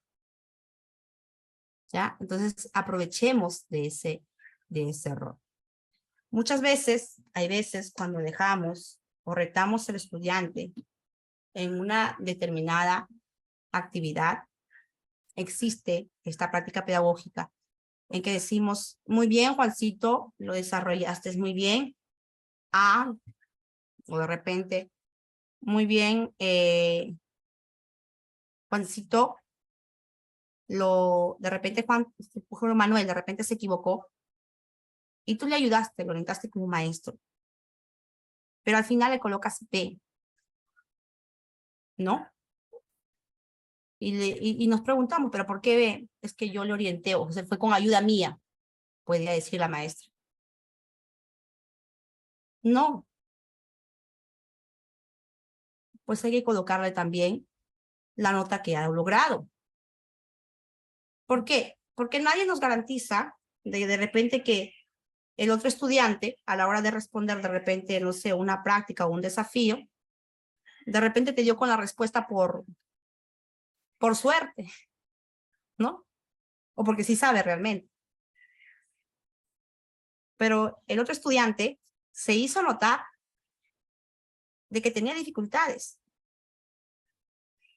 Pero al final, cuando nosotros vamos a orientarle, aprovechamos ese error y vamos a orientarle al estudiante, nosotros nos damos cuenta de que el estudiante lo está logrando. O sea, somos testigos de que el estudiante lo está logrando. Puede ser que el otro estudiante de repente, no sé, de repente copió del compañero y le decimos, no, está bien, y le ponemos el A. No, a ti no, porque te equivocaste y te pongo B, y porque te ayudé, te pongo B por eso. No, también merece la otra nota, al igual que el compañero. Porque nosotros estamos siendo testigos del progreso del estudiante. ¿No? Es por eso, colegas,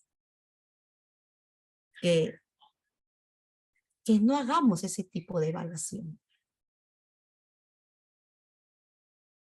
De que se equivocó el estudiante y mal que si digas estás mal y ya, que ahí quedó. No. Retroalimentemos en ese momento. Orientémonos pertinentemente en ese momento. Aprovechemos ese error para crear un espacio donde el estudiante pueda reflexionar y pueda darse cuenta que parte de ese proceso no era el correcto. Y él se va a dar cuenta y él mismo con tu orientación del maestro lo va a lograr. Y pongamos la nota que al otro estudiante también que de repente lo hizo bien porque sí sabe o porque no sé o por suerte. Pero tú te estás dando cuenta de este estudiante, nosotros estamos siendo testigos porque estamos viendo el error y estamos también siendo testigos de que el niño está superando ese error en ese momento. Y siempre cuando nuestros estudiantes tengan un error, no le dejemos con esas dudas, porque es igual como nosotros. A nosotros, ¿qué nos gustaría? Que nos expliquen, que nos orienten, cómo. Que nos retroalimenten de diferentes formas, descriptivas, no sé, significativas, pero que nos hagan ver cómo lograrlo. Y si supongamos nosotros mismos, viene una maestra y nos orienta y nos hace llegar al propósito, nosotros decimos y nosotros reflexionamos, uy, sí, así era. Si lo estamos logrando, si estamos superando nuestro error, no nos gustaría que nos califiquen menos que el otro. No, colegas, merecemos tal igual. Tal igual la nota, merecemos. Por eso yo les invito a los docentes. Cuando ustedes de repente planteen un desafío, vean un error, ahí tienen que actuar, ahí tienen que orientar en ese momento. Y tú mismo cuando orientes, vas a ser testigo de que el niño está progresando, de que lo está logrando con tu orientación. Entonces, si ya lo logró, pues colocar la nota que se merece de logro, que ya lo logró. ¿Mm? ¿Y por qué? Porque el maestro está aprovechando ese error Pero si nosotros de ese error le dejamos con ese error,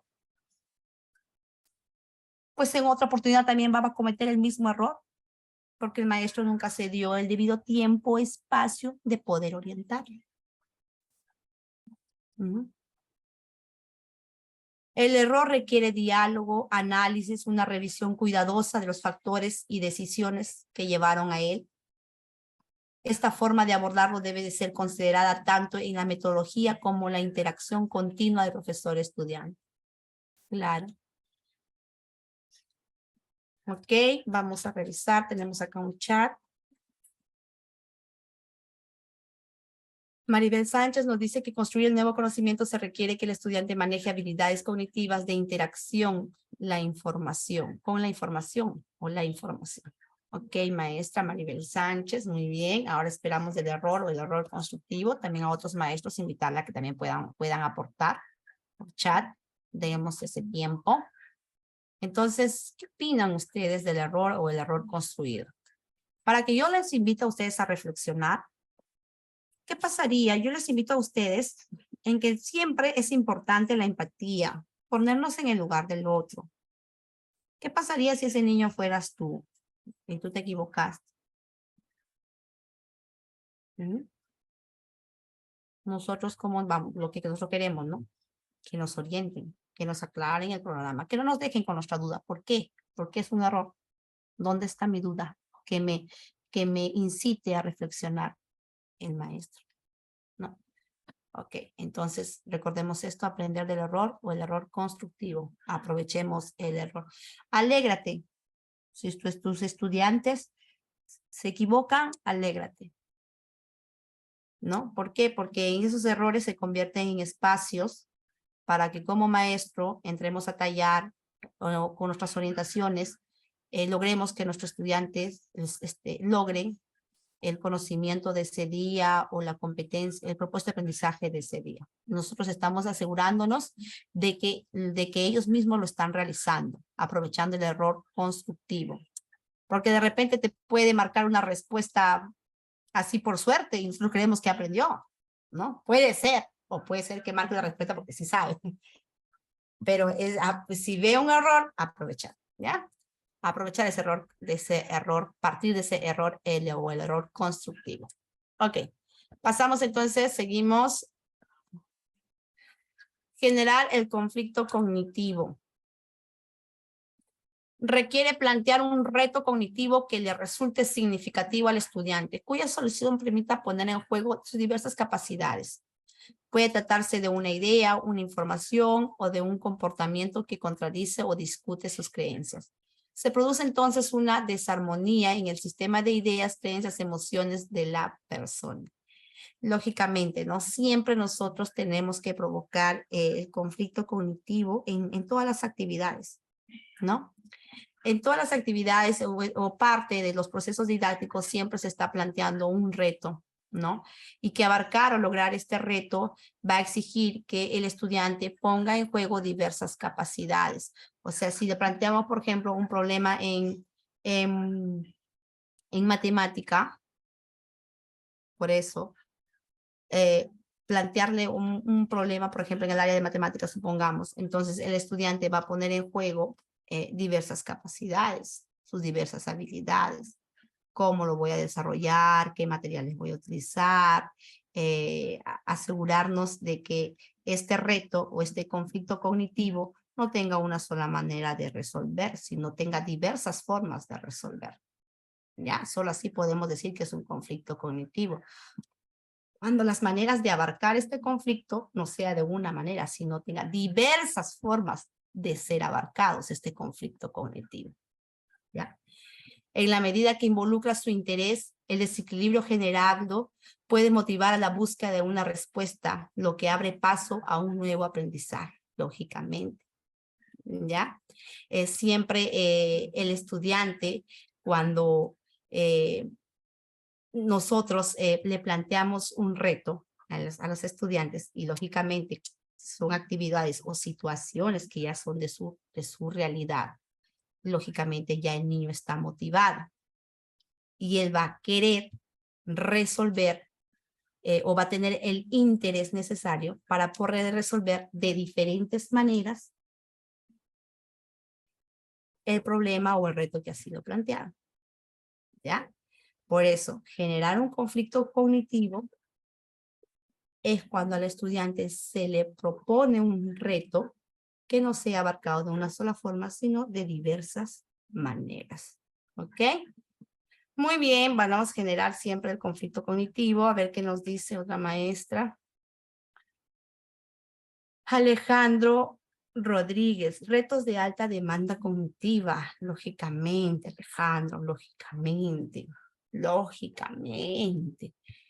Sí, estos retos que le permitan al estudiante, cuando tú le planteas un reto, el estudiante crea, el estudiante indaga cómo resolverlo, crea cómo resolverlo, qué materiales usar, cómo hacerlo. Imagínese el razonamiento que el niño va a realizar en ese momento, va a poner en juego su razonamiento, su creatividad de cómo solucionar el problema, su razonamiento, va a dar énfasis a su pensamiento crítico, o sea, va a poner en juego sus habilidades de orden superior, pero te vuelvo a repetir 1000 veces, parece muy importante crearle pues situaciones significativas, reales, de su contexto, que movilicen competencias,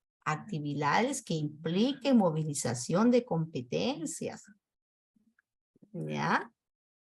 No creas que generar estás conflictuando estudiante cuando le pones pues súmame 23 más 24. O multiplícame, o es que muchos colegas dicen, no, pues yo en segundo grado ya llevé la multiplicación, la división, ahora me voy por potencia. Y mis niños pues desarrollan su conflicto cognitivo, no. No. Cuando tú le planteas por ejemplo, una división, supongamos, 300 y tantos entre tantos, tienen solamente una forma de desarrollarlo. ¿O me equivoco? Pero si nosotros lo planteamos en base a situaciones problemáticas, el estudiante va a poner en juego diversas formas de cómo va a solucionar este problema. Entonces ahí nosotros estamos generando un conflicto cognitivo. No creamos, y eso es lo que quiero, colegas, poner énfasis, no creamos de que el hecho de darle divisiones o multiplicaciones estamos creando un conflicto cognitivo, no. Planteamiento de situaciones problemáticas, de retarle al estudiante para poder generar en ellos el conflicto cognitivo, ¿ya? Para poder provocar en ellos habilidades de alta demanda, provocar en ellos la creatividad, el razonamiento. Si tú le vas a dar una división de algorítmicamente, va a ser solamente una forma de solucionarlo. Entonces ahí no está razonando, ahí el niño no está creando. El niño va a crear, el niño va a razonar cuando le planteemos situaciones problemáticas, situaciones retadoras. Y ahí sí se está poniendo en juego el conflicto cognitivo. ¿Ok? Entonces, aseguremos nosotros, entonces invito a que muchos maestros reflexionen y no piensen erróneamente que su niño está razonando, que su niño está creando, cuando ya en segundo grado de repente ya llegó a la potenciación algorítmicamente o simbólicamente, creen que ya está desarrollando multiplicaciones de 3 cifras, no sé. No creamos de que ahí el niño está razonando o está llegando a tener habilidades de alta demanda cognitiva, ¿ya? Muy bien. A ver, vamos a ver acá. Ya, voy a leer de Maribel Sánchez y también del profesor Alejandro Rodríguez. Alejandro. Maribel Sánchez nos dice, aprender del error o el error constructivo. El error es una capacidad del estudiante indispensable para mejorar. Solo aquellos que tengan errores y los aceptan serán capaces de mejorar. Y esos niños merecen su A igual que el otro estudiante, porque tú fuiste testigo de su proceso, tú fuiste testigo de ese proceso de que sí lo está logrando. Por lo tanto, tiene su A, no desmerece, no se desmerece a ponerle menos calificación. No, al contrario. Al contrario, ¿ya? Entonces aprovechemos también, que lo dice acá el maestro Alejandro Rodríguez, problemas aritméticos denunciados verbales. PAE nos dice, ¿es cierto? Es cierto, es cierto, y en base a eso es que nosotros trabajamos, ¿no es cierto? Nosotros estamos trabajando en base a este tipo de problemas que, que aparentemente, ¿no? Yo justamente, por ejemplo, me dicen, "No". Y hay muchas maestras que dicen, supongamos, realidades, problemas, instituciones públicas, instituciones privadas, ¿ya? Dicen, no, pues en las privadas ya mis niños están en la multiplicación, ya están en la división, en segundo grado, o a mi niño de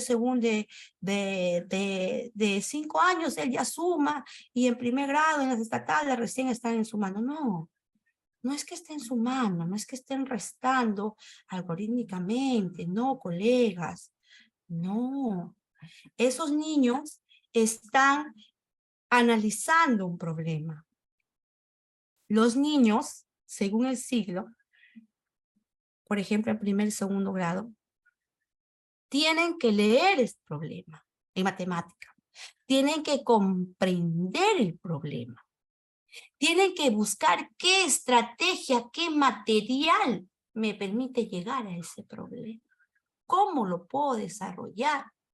Transitar de diversas representaciones. Y al final, incluso, decir, ¿cómo lo puedo desarrollar? Si en este problema de repente voy a utilizar, de repente al final, ¿no? Que este material es de esta manera, con esta representación, o de manera simbólica, ¿con qué operación lo voy a resolver?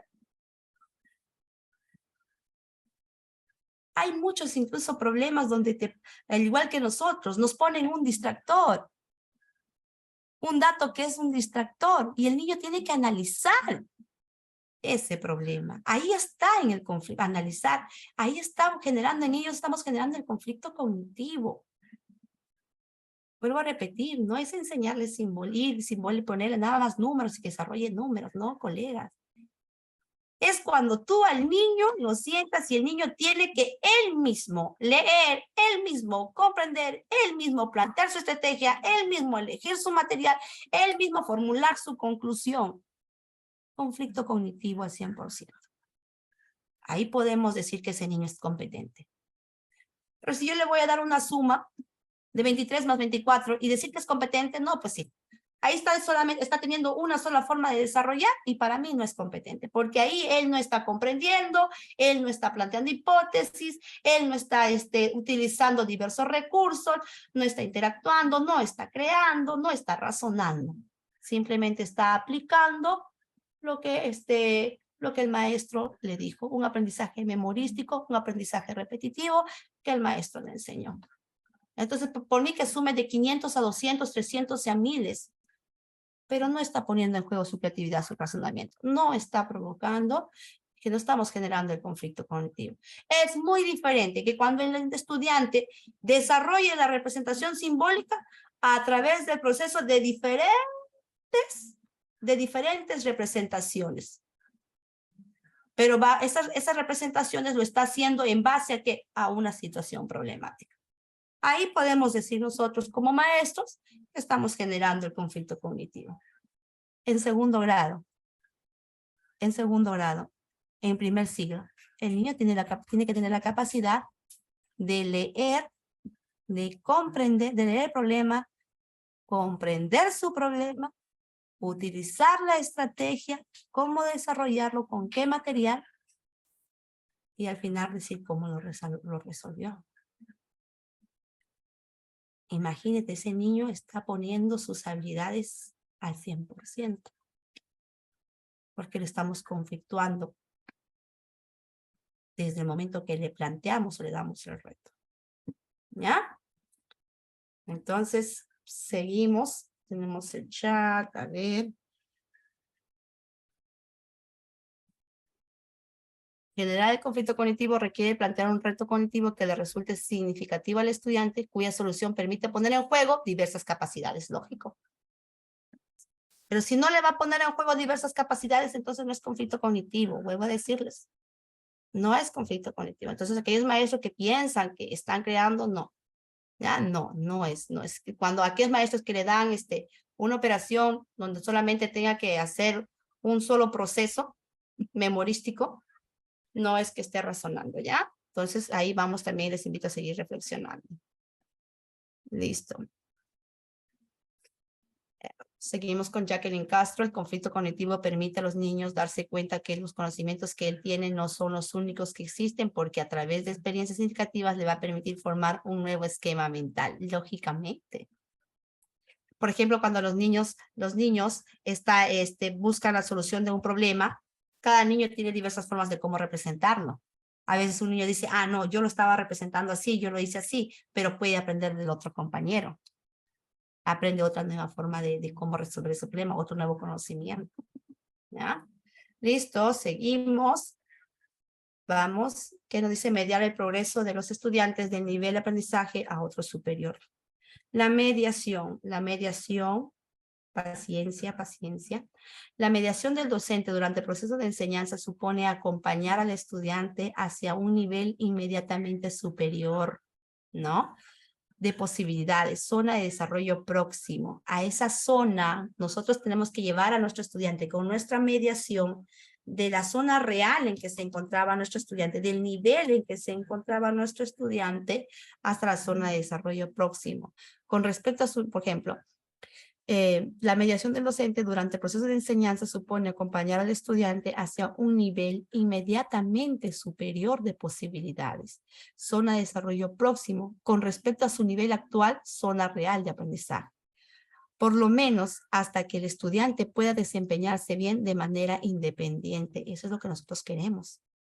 Que ya sean autónomos en su aprendizaje. De este modo es necesario una conducción cuidadosa del proceso de aprendizaje, en donde la atenta observación del docente permita al estudiante realizar tareas con distintos niveles de dificultad. Exacto. Nosotros con nuestra mediación, una mediación pertinente, pero esta mediación que nosotros hacemos con nuestros alumnos implica una mediación donde vamos nosotros a poner en juego diversas estrategias, ¿ya? Si, por ejemplo, cuando nosotros mediamos a nuestros estudiantes, no todos tienes que darle la misma mediación, porque no todos los estudiantes tienen el mismo estilo o ritmo de aprendizaje. Entonces, como nosotros vamos a ir a mediarle a ellos, vamos a ir a orientarles, ponemos en juego diversas estrategias, ¿ya? Diversos tipos de retroalimentación, ¿no es cierto? Para poder orientar a nuestro alumno y de esa manera hacer que ellos transiten de la zona real del aprendizaje hasta una zona de desarrollo próximo, hasta la zona que nosotros queremos lograr en esa experiencia de aprendizaje, ¿ya? Pero como les vuelvo a repetir, por ejemplo, cuando nosotros trabajamos con niños y constantemente nosotros orientamos a que, o le mediamos a que ellos a la hora de afrontar retos utilicen diversos materiales o pongan en juego toda su creatividad, pongan en juego todas sus habilidades, que interactúen con materiales, que interactúen entre compañeros. Tenemos ese hábito como maestros de que todas nuestras actividades o nuestras experiencias sean totalmente activas. Conforme pasa el tiempo, nuestros niños se van a volver más independientes. Llega el momento en que tú le vas a dar el problema, ellos lo van a leer, lo van a comprender, por sí solos van a elegir el material, cómo desarrollarlo, se vuelven más independientes. Pero si nosotros no tenemos ese hábito en nuestras aulas y tenemos más el hábito de que nosotros, los maestros, seamos los autores, más no ellos, entonces nunca ellos van a lograr hacer niños autónomos, porque como maestros no hemos formado ese hábito de hacer que nuestros niños, no le hemos orientado a que nuestros niños trabajen interactuando con materiales entre ellos. No le hemos orientado en base a un trabajo participativo, a un trabajo involucrativo, a un trabajo activo. No le hemos mediado de esa forma. ¿Cómo muchas veces le mediamos? Nosotros los docentes nos ponemos de autores principales y simplemente le estamos mediando de una forma tradicional. Mas no le estamos mediando, no le estamos orientando en base a poner en juego sus diversas capacidades. Ajá, y es muy conocido, si no sé si les ha pasado a ustedes, cuando de repente llegamos a un aula o recibimos a niños por ejemplo, del tercer siglo, y yo como maestra estoy en tercer grado, y recibo a los niños, y yo me doy cuenta en un primer momento cómo han estado aprendiendo mis estudiantes. Si yo veo que los estudiantes, muchas veces los estudiantes les decíamos que en matemática, por ejemplo, mi primer día de clase, ¿qué materiales podemos utilizar? Ya ellos corren al sector de matemática, coger el material, a ver cómo desarrollarlo, así. Entonces esos niños tienen un hábito de aprendizaje activo. Quiere decir que la profesora ha mediado, les ha orientado a que ellos puedan trabajar de manera activa, mas no les ha mediado de una forma pasiva. Y esos niños, conforme pasa el tiempo, van lográndose siendo autónomos de su aprendizaje. Pero si como maestra estoy impartiendo un aprendizaje o estoy brindando una mediación pasiva, ¿cómo pretendemos lograr que nuestros niños sean autónomos en el proceso de enseñanza-aprendizaje? Por eso es muy importante la mediación que nosotros realicemos. ¿Ya?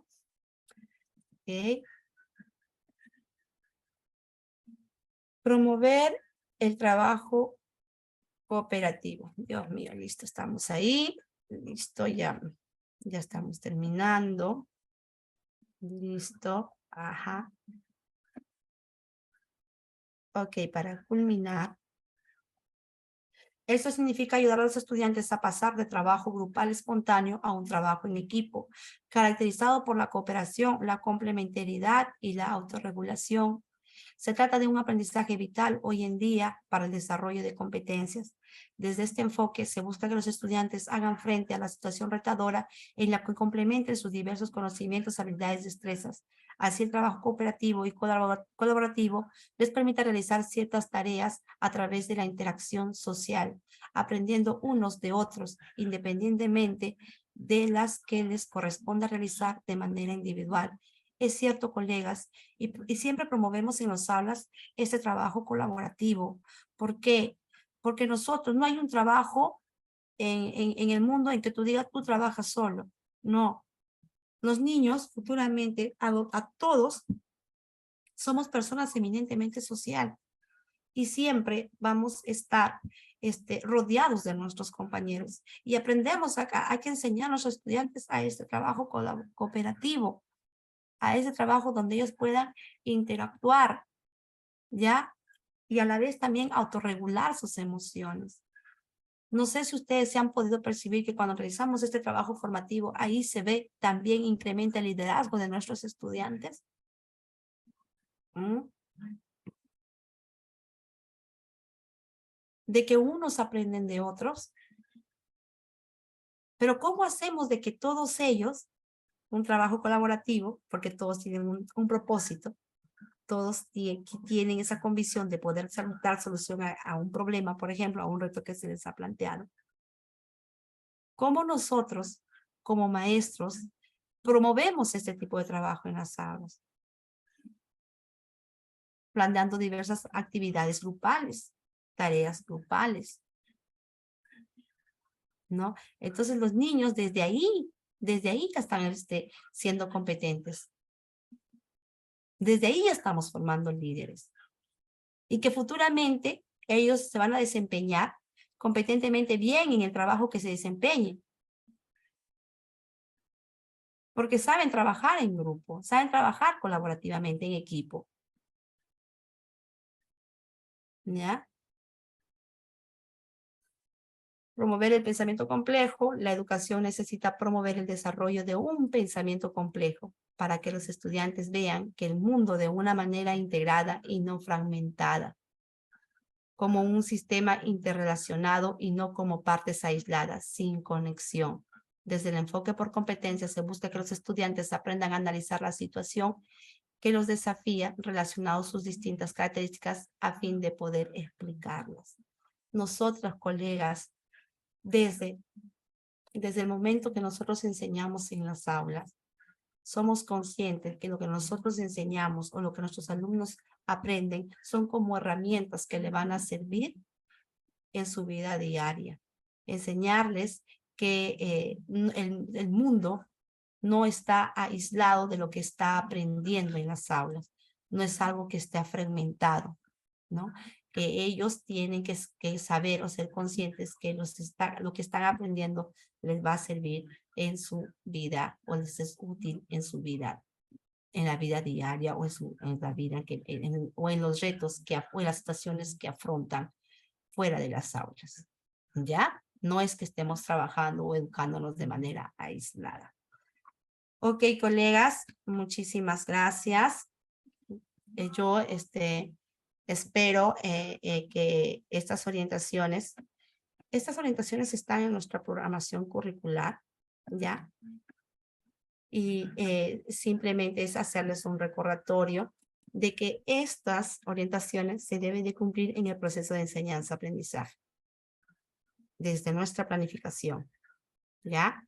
Desde nuestra planificación, a partir de situaciones reales, y ya en el proceso de enseñanza, a partir de los saberes, considerar los saberes previos, conflictuar al estudiante, buscar el aprender haciendo, a partir de aprovechar el error constructivo, y lógicamente el conflicto cognitivo que siempre se va a dar, siempre se tiene que crear en ellos. Entonces, solo así podemos decir de que estamos trabajando en base al enfoque de competencias, considerando estas orientaciones. Muchísimas gracias, maestros. Muchísimas gracias por el espacio. Espero que este espacio que acabamos de compartir con ustedes nos haya servido para recordar o también para poder reflexionar. Hasta otra oportunidad. Gracias, queridos colegas. Gracias, profesor.